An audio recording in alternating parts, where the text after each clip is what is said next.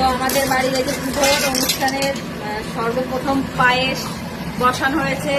আর আমাদের বড় রাঁধুনিকে দেখিয়ে দাও, ওই যে খুব শব্দ হচ্ছে গ্যাসের, পায়েস হচ্ছে। ফার্স্টেই পায়েস বসানো হয়েছে, তারপরে খিচুড়ি হবে।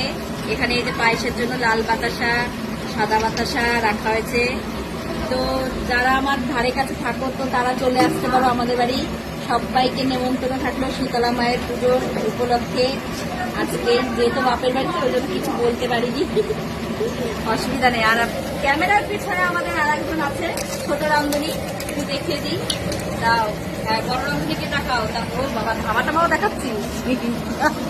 এই যে আমাদের ছোট রাঁধুনি, বাবা ফুলটুসি।